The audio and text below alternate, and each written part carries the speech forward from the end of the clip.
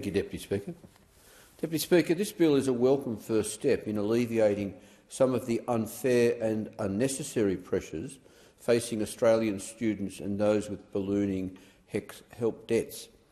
And great pressures there certainly are, which is why I've been lobbying the government to reform the HECS system for years. In fact, hearing from many of my constituents about the impacts of inflation on their HECS debts, I first asked the Minister for Education to review HECS indexation arrangements way back during question time in July 2022.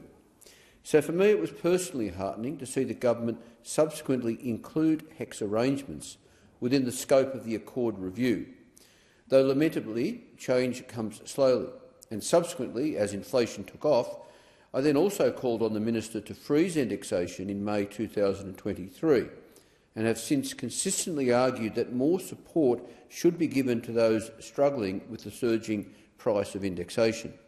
And now, Deputy Speaker, we finally have some movement. And while it hasn't gone as far as I'd like, I do applaud the government and the Minister for this important first step, because today's changes to the indexation arrangements and the limited debt forgiveness will in fact give some much-needed relief to students. But of course, much more needs to be done. For instance, I've long argued for a return to fee-free first degrees for Australian citizens, an idea which I'd hope deeply resonates with the current federal government, because it was, of course, the Labor government, led by Gough Whitlam, that introduced fee-free degrees in the 1970s.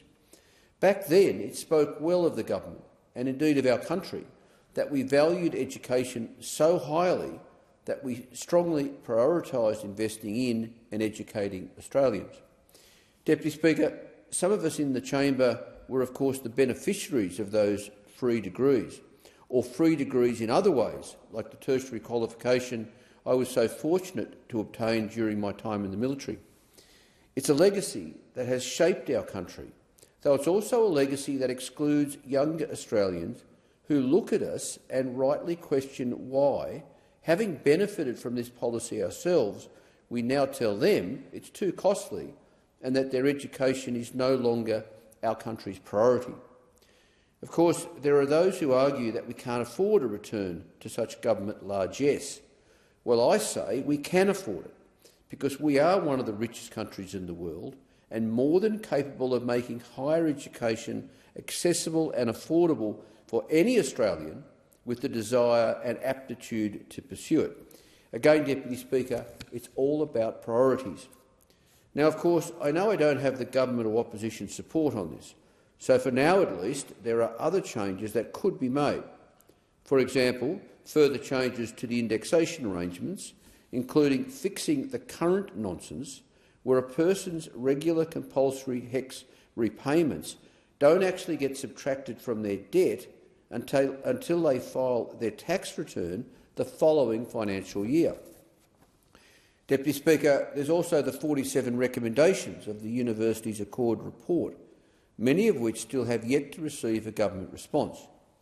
These recommendations crucially include higher and more accessible income support for university students to support them while studying, and ditching the previous government's Jobs Ready Graduate Scheme, which raised the fees for many students, particularly in the humanities, which are so important to our nation, not least because of the way they encourage critical thinking. Deputy Speaker, I look forward to working with the government to address these matters and to ensure that student debts and the costs of university are no longer a barrier to higher education for many people who seek it. Thank you, Deputy Speaker. Thank you, Member for Clark.